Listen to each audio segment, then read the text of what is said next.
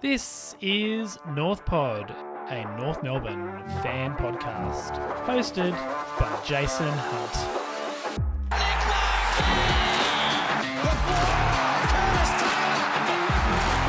Stevenson with his own moves. Carrington. North are in front. Well, welcome back to North Pod. What do you say after a game like that? It was truly something to watch. Probably as disappointing as we've been all year, to be honest. I tweeted before the game and said I feel like there's no middle ground. It was either really disappointing or just relief, and it was definitely the former. Really challenging game to watch. I kind of sensed that it might be coming, but it just went from bad to worse. A really disappointing performance, unfortunately, from the lads on the weekend. And where where do we really go from there? I guess. Yeah, it was really hard to pull positives from that performance, but I will give it a go. It was just a really challenging game to watch. Unfortunately, disappointing.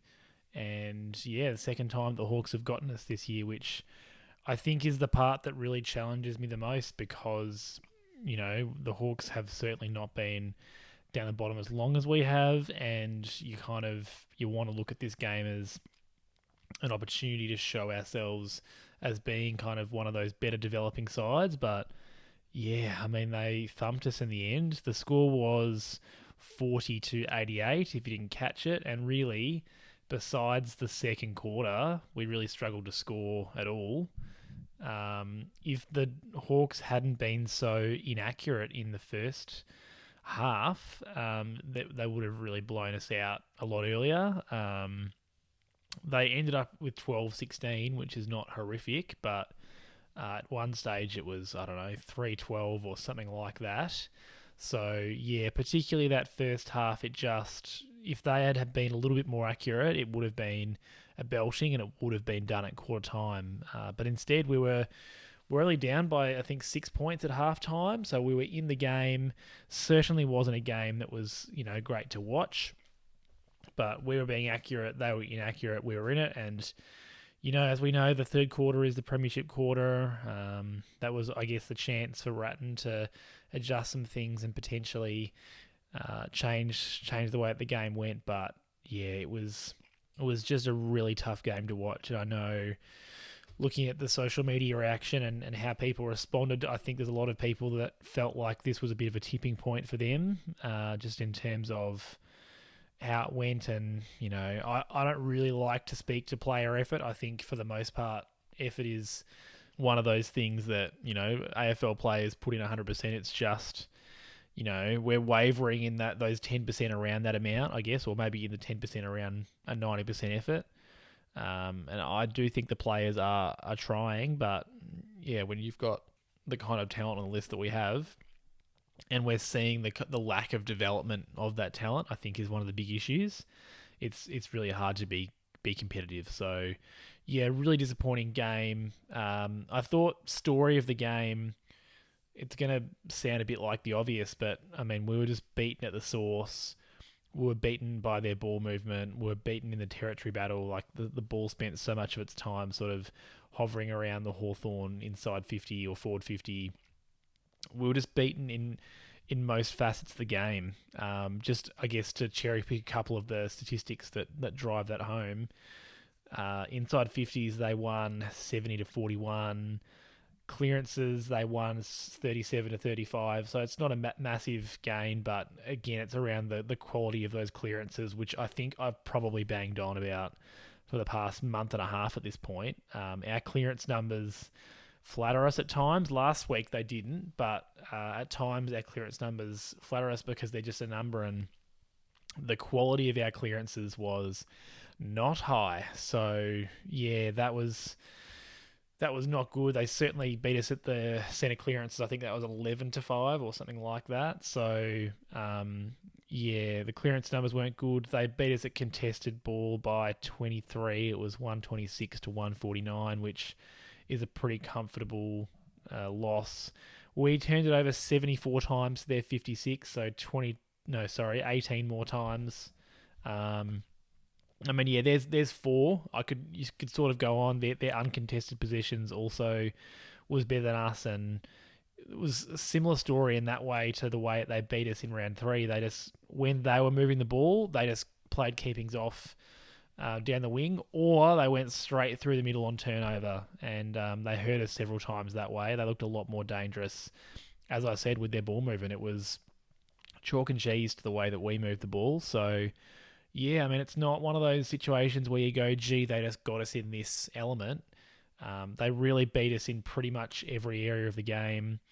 Our tackling was good, which is at least a positive. I suppose there's been weeks where we haven't had our hands on the ball and the opposition's still beating us for tackles, but we did win the tackle count. That being said, I'm gonna contradict myself. There was a lot of broken tackles, so I guess probably what I mean to say is our intent to tackle was there, but it was too often that a Hawthorn player would break a couple of tackles and kick a goal or kick it forward. So that speaks to technique, and I think fatigue. We particularly in the second half we looked really tired. So yeah, that's a challenge. I think part of that was probably we were down on rotations given the injuries that we had. But yeah, look, the intent to tackle was there. So I think I have to acknowledge that it was just, yeah, a lot of broken tackles. So yeah, just thoroughly beaten. I'm going to go back to my 3 stars that I had to go at last week. So if you're new to the show, it's the 2 best North players and the 1 best opposition player each week. It's not, I'm not telling it or anything. So just really to give me some points to start off with. The 2 North players last week were Davies Uniacke and Bailey Scott, and I think I could have easily had them in as one of or both of the efforts today. I'll talk about both of them a little bit later on. Corr as well was surprisingly, he was quite good, so I will touch on him. They were all pretty unlucky not to get a mention, but Harry Sheezel I thought was close to, if not best on for us. Just so classy. It's, all the stuff that we've seen from him for the majority of the year. He had 30 disposals, 6 marks, 3 tackles, 4 inside 50s, 32 pressure acts. And the thing that doesn't show up on the stat sheet is just how clean he is. And he does have a bit of the Scott Pendlebury's about him in that he never looks rushed. He looks like he has more time than the other players out there. There was one inside 50 kick that he had. I think he hit Zeeble, who then kicked it out of the full. But that was one of those classic, he's lowered the eyes, he's kicked it at a 45-degree angle, and that is one of those times where most players on our team would just bomb it long to 15 metres out. So, yeah, he just has that extra level of class and a surety about him that we really need, more of.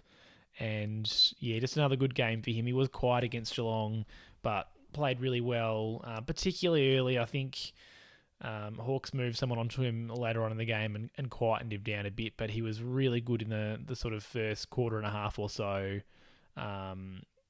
Or moving out of defence, he was in the middle a little bit, but spent most of his time in the back line. And that was a tough place to be playing for North during the game. So yeah, I thought he held himself to a pretty high standard. The second one is Curtis Taylor, who I think most North fans sort of thought he was, done for the year. Looked like he was going to just play reserves, and he'd been playing okay footy in the reserves. Had some good games, had some quiet games, but certainly hadn't torched it up like some other players have in order to get a game. So it was interesting to see him get a call up. I thought there was a few people that, when the teams came in on Thursday, I certainly thought that he was just going to be one of those emergencies, but no, he got in, and yeah, it was his best game for the year for sure, and one of his better games. He was just missing a couple of goals to sort of make it possibly his best game ever. The stat sheet looks like 18 disposals, 9 marks, 2 of which were contested, and went at 83% disposal efficiency. It was just that it's the exact Curtis Taylor that we thought we were getting, a year or two ago. in that he was constantly an outlet marking option on the wing or sort of 70 metres from our defensive goal. He took, as I said, a couple of good contested grabs. One in particular on with Jarman Impey all over him was a fantastic mark, and he didn't waste it. So that's the exact kind of game that we were looking for him earlier in the year, and he wasn't able to produce it. It'd be great to know, to what extent that, is that just he's, gone back and worked on a few things in the VFL? Is it that he's gotten some different instructions and that's working better for him, or it just came together for him? I'm not sure, but he had a really good game and definitely earned his spot to stay in the side. It'll be interesting to see what happens between he, Scott, Ford, and Shields, who have all, playing wing for us this year. I mean, Bailey Scott's got a wing sewn up that he can essentially play. He plays there 80% of the game, essentially. It looked as though Shields played a lot more inside this game, and I think that was, because we didn't have as much inside mature bodies for this game, and Wardlaw left the game early, so we did need another body in the midfield to shore us up. And Ford was playing forward as a defensive role on Sicily, so it allowed Curtis Taylor to play that wing. It'll be interesting to see in future weeks what happens there. I definitely think if Shields playing inside, you could play the three of them and do a bit of a rotating through there and a little bit through half forward. But yeah, I mean, Curtis Taylor was great, so I'd love to see more of him for the rest of the year. And then just in terms of the best Hawks player, I mean, you really could have picked several of their midfielders. I thought Worpel was probably their best. He had 32 disposals, 5 marks, 6 tackles, 7 clearances, kicked a goal, had about 700 metres gained, and just looked, he burst away from stoppages, looked damaging most times he was going forward. But as I said, could have been a number of them. Newcomb looked like he'd sort of brought his own footy at times. Connor Nash played a pretty good defensive game. So, yeah, Worpel was damaging, and I think that's what probably hurts, is that normally the midfield is a strength of ours, but as I'll talk about a little bit later, I really thought that the Hawks midfielders just bullied us, and Worpel was probably their best. So, yeah, they're my 3 stars of the game. I thought, as I said, Davies, Uniacke, Scott and Corr are unlucky, but I will talk about them shortly. Just a reminder before I jump into the negatives and positives, please share me with any North Melbourne fans that you know. Help me get the word out there about the podcast.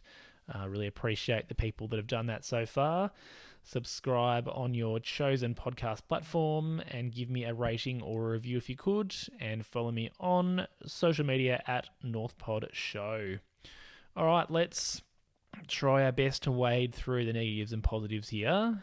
As I said earlier, it was tough to find positives, but certainly not difficult to find negatives. So I'll try to, as I always do, just keep things as succinct as possible, but go into depth around some of my thoughts and feelings. So just off the top, I mean, this is not even about the game itself, but the injuries really stacked up in this game, and I think for me, it's not about me being worried that we're not going to be able to win games for the rest of the year from that point of view. It's more that several of these are players that you want to be getting time into in this last month and a half to sort of see what they've got. So obviously we lost Logue last week for 12 months, which I think is going to really hurt. I really don't know what our backline looks like next year. Or I guess I do know what it looks like, and I don't love the look of it at the moment. Yeah, I mean, that's not good. There's a chance that he could come back later next year, but yeah, ACL's just so challenging. So that wasn't good last week. CCJ copped another concussion, so you'd think, I mean, yeah, it's giving Jai Simpkin, isn't it? You'd think he might need a couple of weeks, not just the one, given it's his second concussion for the year. And I think what's challenging for me with that is CCJ, I know his last month of footy has been really quiet. He's really found it difficult to get himself involved in the games. So you really want to, with a player like that, I'd love to be persisting with him and to keep playing him, because it's not like he's been making mistakes in terms of when he's got the footy. He just hasn't been able to get himself into the right spots often enough. And part of that is that he's trying to play a centre-half forward role in a side that is not able to kick the ball forward because the ball's living in the defences, in our defence. But part of it is obviously, he's not finding himself in the right spots. He should be that target that can take a mark at centre-half back when we're trying to transition the ball, but he just, for whatever reason, hasn't been able to get himself into those positions or clunk the marks. So, yeah, I mean, it's a shame that he's going to be injured probably for a week or so at least. Zurhaar, who continued playing a bit more midfield time this week, kicked the back of his leg and looked very proppy. He didn't come back on. There was some talk that he's had a dodgy heel. He seemed to kick his Achilles, so I don't know if it's going to be Achilles or calf or just maybe a bit of bruising, but he didn't look good during the game at all. Sheezel nearly broke his ankle, so he's one that, whatever. If he's playing, great, but he's not the future. But he's an important part of having a big body in that midfield at the moment. It looked like he nearly broke his ankle, but then 20 minutes later was back out there playing. So that's interesting. He must have, you would think, avoided serious damage if that's the case. I find it hard to believe that they would have put him back out there if he'd done anything too major. And then we had both Wardlaw and Archer coming off with hamstring awareness, soreness, whatever you want to call it. We know that Wardlaw has had hamstring issues in the past, so that's a bit of a red flag. I'm glad that we subbed him out straight away, because who knows, if it's just a bit of awareness and he's fine, that's great, but you certainly don't want him doing any major damage to a hamstring at this stage. So out he went. Jackson Archer, first game back in the ones for the year, and a hamstring as well. So you just don't need these kind of things in the developing side that we've got. You really want those young players spending time out in the field, getting experience, and you don't want them to have to now potentially come back through the twos for a week or two. Like we want them in there. So yeah, that's a bit of a negative, just because we want those players in the side. Obviously, it's going to open up some opportunities for at least a couple of changes for the St Kilda game. The next positive is, I wish it was a positive. The next negative, just Mackay, he continues to make costly mistakes, and I do think it's really harsh, because I understand that the defence was just under siege all game. The ball never really stayed in our half the ground more than a minute or so. It lived at half back for us. So with that amount of ball, there's obviously going to be some mistakes made just through sheer weight of volume for the defenders, but he's just coming off at the wrong times too often at the moment. And there was a couple of examples where he's decided he's going to come off his man, which was often Mitch Lewis. I'm going to come off and try and have an impact sort of 50, 60 metres out from goal, and just missed it. He was way too late / was never going to contest it, which allowed the Hawks to get out the back a couple of times. I think that at this point of the year, he should be judging things better. He needs to be, if he's going to go, he really has to make a contest. And we've seen countless examples this year of him trying that same thing and not making it. So yeah, I just wish at this stage of his development and the game plan's development that he had a bit more footy IQ about him. Like, I know he's trying, so I'm not sitting here going, gee, Mackay's lazy. I think he's really trying his best. I just wish that he was, making better decisions about when he goes and when he stays at home.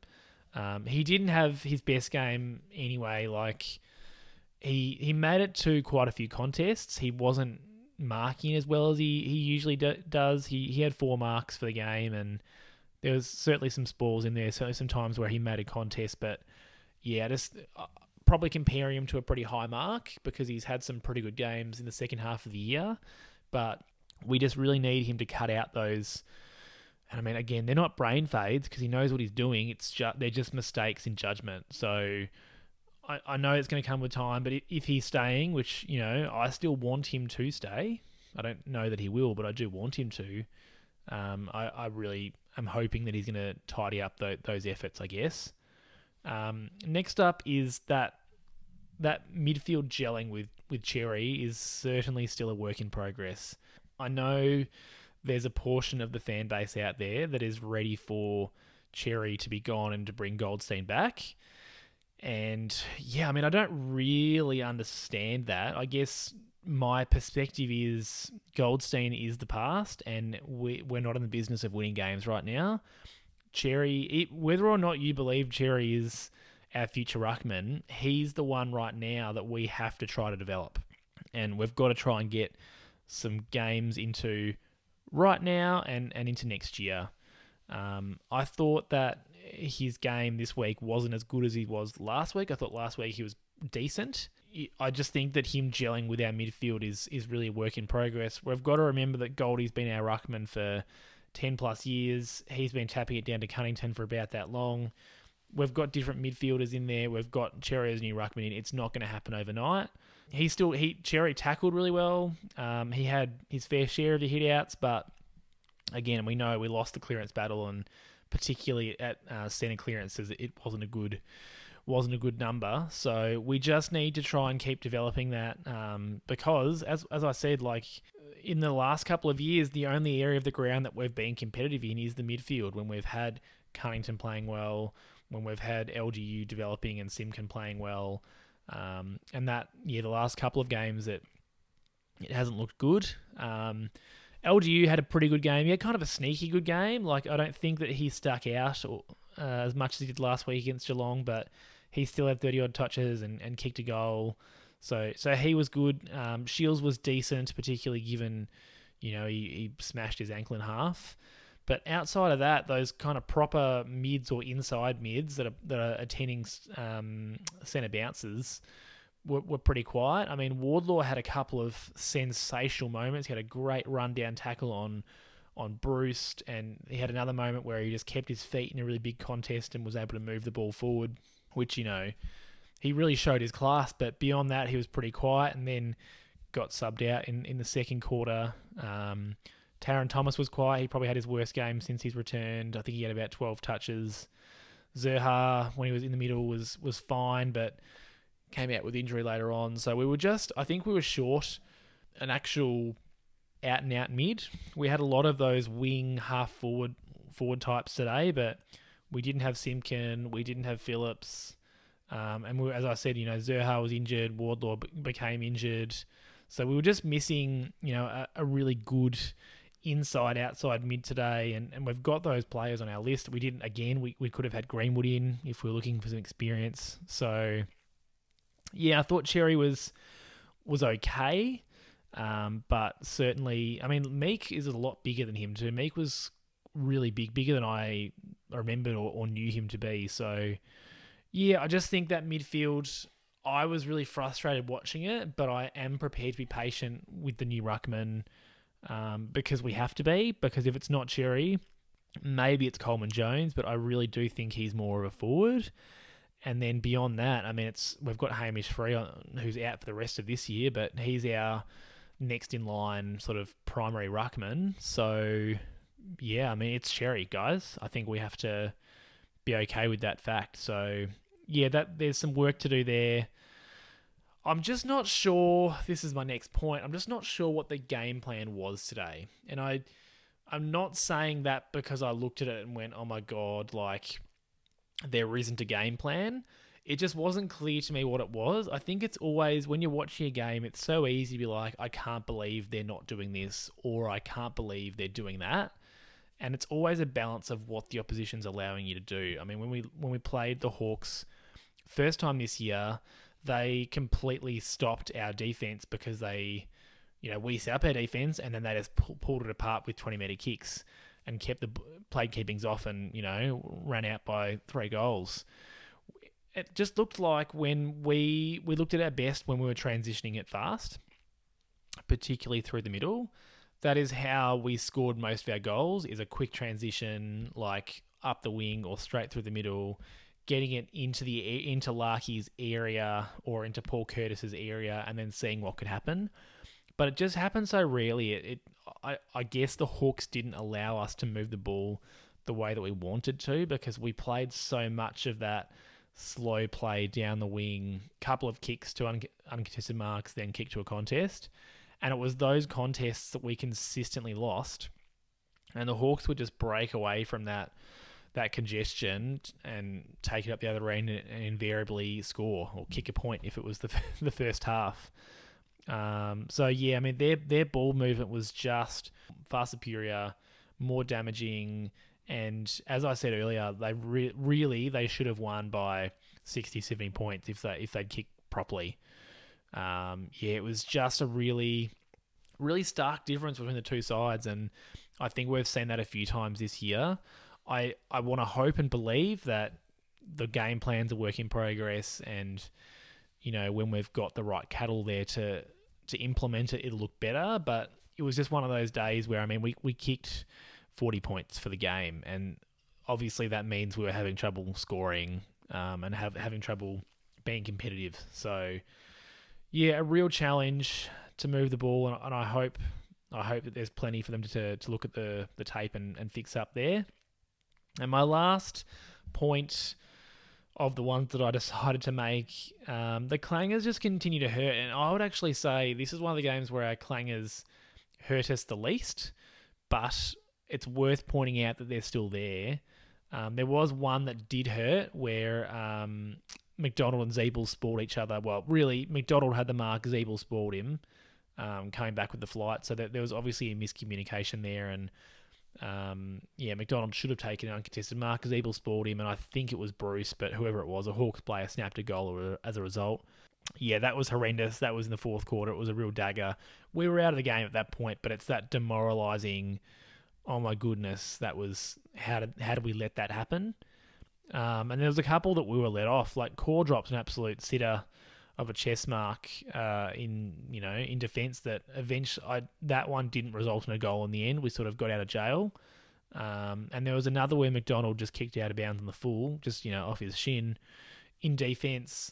But then when the Hawks player, I think it was Mitch Lewis, was lining up for goal, there was a bit of a scuffle, and the free kick was reversed. So we weren't punished on those other two, but yeah, it's just another consistent theme where our senior players are making mistakes that they shouldn't be. They're making mistakes that if it was a player that's played 15, 20 games, we'd sort of forgive it and say, well, that's all part of learning. But when it's the senior players doing it, I think it's a real drain on morale. And I think that's the challenge with someone like Zeeble in the side is, sure, he probably is making just as many mistakes as some of the other younger players, but when the ex-captain and one of the most senior players in the side is making mistakes like that, I do think that it's draining, and it really the junior players look up at that and go, okay, well that's the standard. Like, he's one of our main leaders. So just something we've got to continue work on getting out of their game. I mean, we've all been there. I don't know.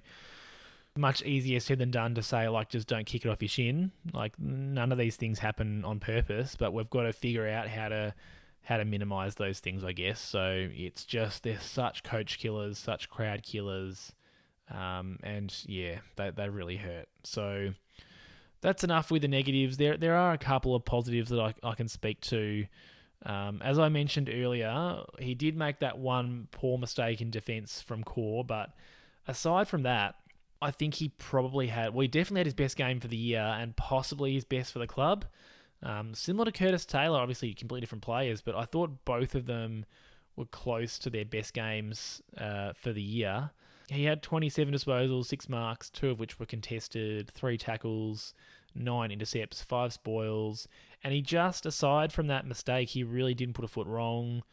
I thought at times he showed that his kicking can be quite effective, which I think is something that probably hasn't been picked up as much about him. He looks like that kind of rugged defender that would just boot it, and he has done that at times, but there was a couple of really nice kicks coming out of defence that he hit, which was quite impressive. And I think for me, I looked at it and I thought, all right, well, that's a bit of an audition for what his role might look like next year with potentially Logan Mackay out. I don't think anyone's looking at Corr being our number one defender next year and thinking, well, that's fantastic. But I think at least today showed, or that game showed that, there's something there, and maybe that's a bit of the reason why we got him across. I know that a lot of us haven't seen that often enough or at all, but if you got him playing 8 out of 10 games the way that he did against the Hawks, I think we'd be stoked. Even, I mean, he doesn't need to get the ball 27 times, but that's a function of how often the ball was in our defense during the game. So if he ends up with 15, 16 touches, but he does all of his defensive work just as well, he's marking a bit, he's intercepting a bit, he's fisting it, and making his physical presence felt, that, I think he's doing his job. So, yeah, I thought he was really good, not just for Aiden Corr. I thought he had a good game. And I think that's the key. I want to try to move away from saying, well, this player was better than they usually are, because really it should be just, were they good, were they not? Linking into that, Bailey Scott just put on another performance that is going to have him going really close to winning the best and fairest, I think. I know he was second or third last year, which was a bit of a sneaky, consistency kind of thing, where he was just sort of fourth or fifth best player every game. And yeah, I mean, he's really, I think he's going to go close again this year. He had another potentially career best game, 34 disposals, 8 marks, 5 tackles, couple of clearances, about 800 metres gained. He did turn it over a little bit today, but he had the ball 34 times, so that's going to happen. He just continues to run all day and get to contest after contest, and it's that difference maker that you want on the wing, someone who can just keep running and really fatigue very little. Always an option, and I do like the way that he actually can break away from a bit of congestion. That's the sort of thing that we were hoping that Lazaro might be able to do when we drafted him, but he hasn't been able to get enough of his hands on the footy. So yeah, I mean, it's just interesting when I looked at the stats, there was so many of these 4 or 5 players that had really good games by their standards at least, and we were still nowhere near it. So yeah, I don't know what that means. I guess it means that we're a long way off it, I guess. But Bailey Scott was great, another great performance, and I think he would have to be firming for best and fairest favouritism. I would think he and Sheezel, potentially Larky. It's really hard sometimes to measure how well valued the forwards are, because I mean, in a game like today, Larky kicked 1 goal and didn't touch it a whole lot, but I don't know what more else he could have done in the role that he's being asked. So yeah, Bailey Scott good. Eddie Ford played a bit of a different role against the Hawks. He went to Sicily and played that defensive forward role, so tried to take Sicily away from dangerous areas and also keep him accountable at times as well. And he kept him pretty quiet, particularly early. By the same token, the ball didn't spend a lot of time in our forward end early on, so it was really only quarter 2 where it got down there. But I thought Ford did a good job. He was able to kick a goal later in the game and kept Sicily relatively quiet, because yeah, he's been really damaging at times this year.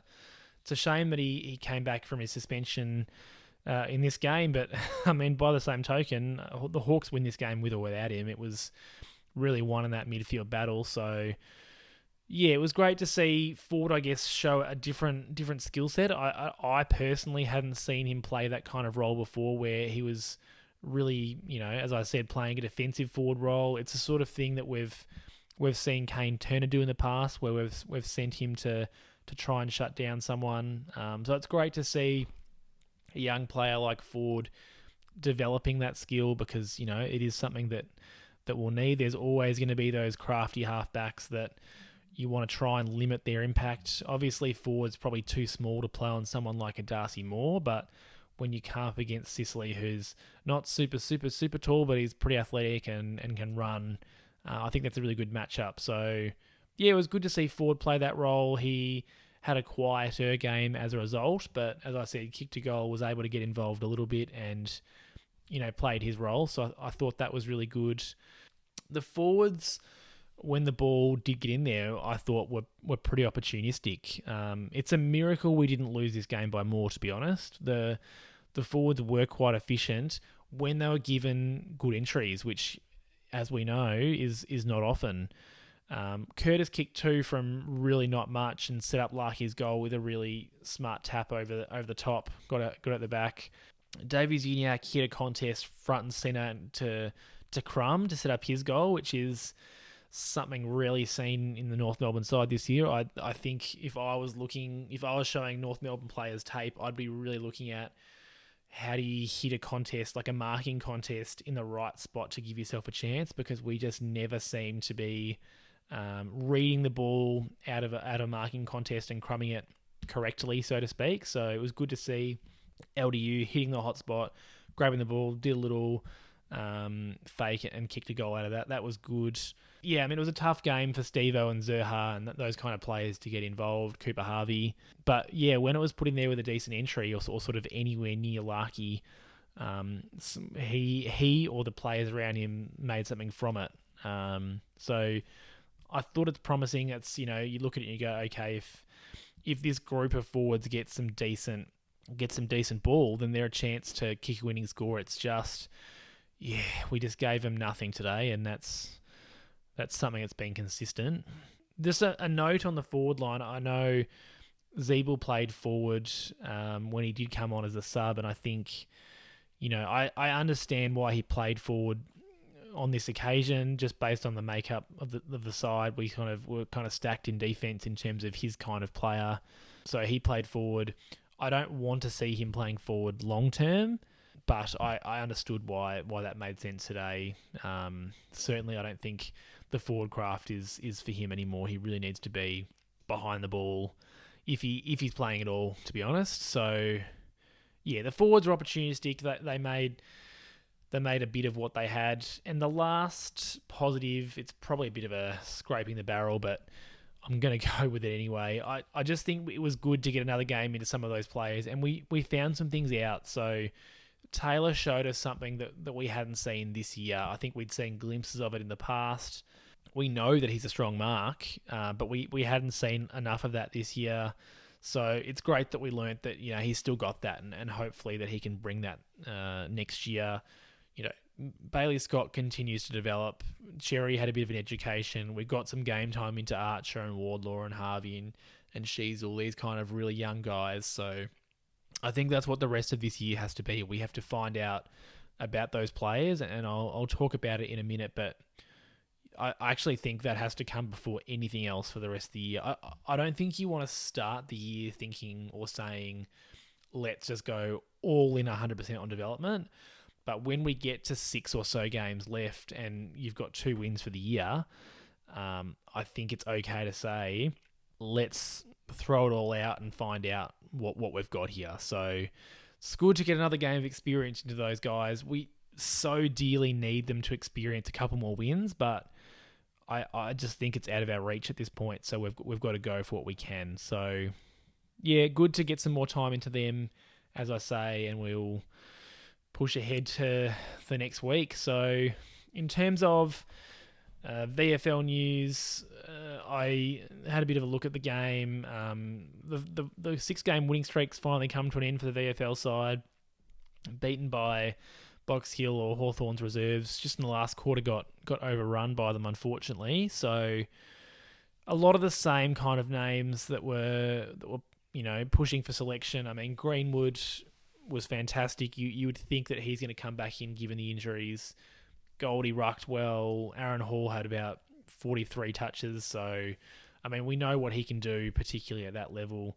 Phillips was okay. Lazaro was pretty good. So there's a bit to work with given the injuries and potential outs. You'd expect to see some of them come in. I really don't want to see Goldie unless he's getting a send-off game. But Greenwood, I could take. Phillips, I'd love to have back. Lazaro, under the right circumstances, I'd love to see back. So, yeah, it was a bit to like there, and they lost by 5 points. So they're still in relatively good form, the VFL side. It's great to have, those players playing well, and potentially that's why they went backwards a step this week, because we took several of their better players and played them in the AFL this week. So, yep, there's a bit to work with, and I'll talk about team selection in a minute. And the only other bit of I guess, AFL North Melbourne news was Robbie Tarrant, who retired immediately during the week. Obviously, he's playing or has been playing for Richmond for the past year and a half, and it's obviously gotten the better of him. He's sort of read the writing on the wall and has decided that'll do. I think I see a lot of similarities between Tarrant and Comben.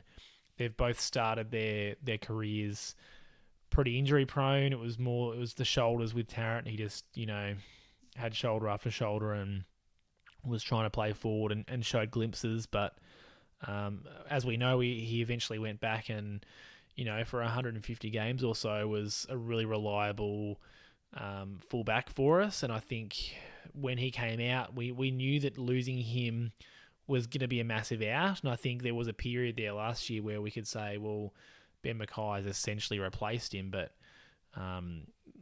knowing what we know now, you can see that it's not easy to replace a player like that who just consistently shut down the opposition's best key forward. There's a couple of years there where I think he was desperately unlucky not to be an All-Australian. We know that if you're in a North Melbourne side, and particularly if you're in a North Melbourne side that's not going super well, it's pretty hard to get plaudits. But he was such a warrior and just so consistent. It was pretty rare that after a games in the mid 2010s, you'd go home and go, gee, Robbie Tarrant was thoroughly beaten.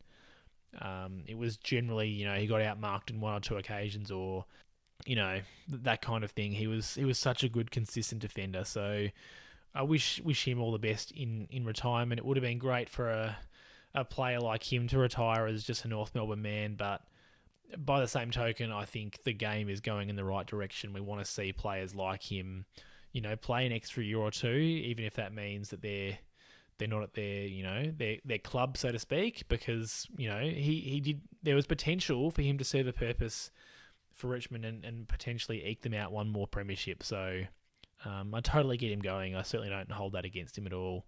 Let's quickly look ahead to next week. We've got the game against the Saints. It's a Marvel game, 4:40 on a Sunday, graveyard time slot. Everyone's favourite. You could argue that we're getting the Saints at a good time, but I think by the same token, you could argue they're getting us at a good time. It should be an absolute slog, this. Neither side's playing well. Last time we played them, there was barely a goal in the whole first half. It's giving that kind of energy again. It's going to be hard to see where goals come from both sides, particularly if we need to make a few changes. It's a good time for us to get them in that King's not playing. Obviously, we've got Logue out, so it's one less really super dangerous key forward that we have to worry about because, King's been looking good. So, hopefully we can get the win. I'll certainly be heading along and hoping for it. I'm not expecting at this point. This is one of those games where you just don't know what to expect going in, I think. But if you're going to expect anything from North Melbourne at the moment, I'd be expecting a loss. So, the Saints are in the 8, or at least they were before this round. I think they're probably still around the mark. So they've won enough games to be decent this year. Where are they? They're sitting 6th, which is 6, 7, 8, and 9 are all on 36 points. So it's really tight around that area of the ladder, but they are sitting 6th. So sure, they lost to the Gold Coast last week and looked all at sea, but they've been a good side at times this year. So I certainly am not going in with high expectations. In terms of what I'm looking for, I think it's probably fair to say that there was a few eyebrows raised at selection this week. With Curtis Taylor coming back in, that was an eyebrow raised, and I think we could all agree that was, successful. So I just want to see for the last 6 games, let's see what the list has got, and let's be really clinical before we go into this trade period and this draft period. Let's figure out exactly what we've got with these 6 games. So players like Young, Dawson, Drury, Bonner, Perez, Spicer, these players that don't have a contract for next year yet, I think we need to be seeing all of them for a couple of games. So I know we've seen Spice earlier in the year. Like, I'm not opposed to seeing him again. Perez was out with injury this week. I hope to see him again. Drury, similar. Like, we saw him for a couple of games. Bono's been injured, so we'll see how he goes. And Dawson, I just don't know. Maybe they've already signed his papers because he hasn't got a look in. But I think all of those players, if they're fit and if they're displaying anything close to decent form in the VFL, let's give them a go so we can see what they've got and then make some really clinical decisions about them, in 6 weeks' time. Some of those older blokes, because obviously they're not the only out-of-contract players. We've got Zeeble, Goldstein, Shields, Hall, Turner also coming out of contract. We don't need to see them because we know what they bring. And I think that's the difference. Like, we know exactly what Goldstein brings. We know exactly what Shields is going to bring. We don't need to see them to, I guess, make our minds up. I think what's going to happen with them is once we know how many of those young players we're cutting, I think that will help us to understand, okay, well, maybe we do try to keep Goldstein for an extra year, and maybe we try to keep Shields for an extra year, and so on. Once we know what we're doing with the young players, because whilst we might have something like 11 or 12 uncontracted players, the reality is we're not going to get rid of that many. It's really hard to regenerate that many in one draft / trade period. So whilst we might end up churning over 7 or 8 or 9, not all of them are going to go. So I think it's just important that we get as much information about those players, those young uncontracted players. And so we can make some good decisions, during the trade period and the draft, because we just have so many holes in our list, and we need to know of those young players who's a chance at maybe making one of those positions their own. Like, we know that a small forward is something that, like, as crafty small forward is something that we're looking for. Like, maybe that's Cooper Harvey. We don't know that yet, but I certainly think, well, he is going to get the chance. He's got a contract for next year to see if that can be him. But can that be Spicer? And if it can't, let's move on. But I think he needs, I would love to see him get a game or two at the end of the year just so we can be absolutely certain that we think it's not him. If we know that our defense is lacking in height and is probably the oldest area of the ground for us, are Young and Bonner and potentially Drury and Dawson, like all of those players, Perez, are they potential solutions to that, or are they just, for want of a better word, list cloggers? And I honestly don't mean that disrespectfully, but we're in the 17th position. We've been 18th for the past 2 years. Are they going to take us forward or not is what we need to find out. So, yep, I'm totally open to seeing some kind of crazy or surprising team selections over the next couple of weeks. Hopefully with a slant towards a bit of that youth. I'm open to some farewell games for someone like a Goldstein, if it is going to be his last season. But beyond that, I want to see the young players, and if that means that we lose the chance to win a couple of games at the end of the year, so be it. Because whilst I would love a win, I think this game against the Hawks was kind of a tipping point for me, where I just went, okay, like, let's not worry about wins for the rest of the year. It's beyond us. And if a win comes, great, but let's really focus on what have we got. So it's not to be clear, it's not even about development. It's just, what do we currently have? A bit of development's going to happen by accident, but what do we have so that we can look ahead to 2024 with a really clear lens? So I hope that all makes sense. I think I'm feeling like I want to cut half a list, but obviously that's not going to happen. It's just, what are we cutting and what can we do with it? Yeah, just such a disappointing loss, I think, is where this is all coming from. So anyway, we move on to next week. Hopefully we can be a bit more competitive against the Saints and show something. Hope that you all have a good week and can forget about this game relatively quickly. I'll be back next week with another podcast. Hopefully Hopefully I can get it out Monday, but we'll see how we go. Just those late Sunday games makes it a bit tough for me to record too early. And yeah, I'll chat to you all after, hopefully, surely, a better game than this week. Go North.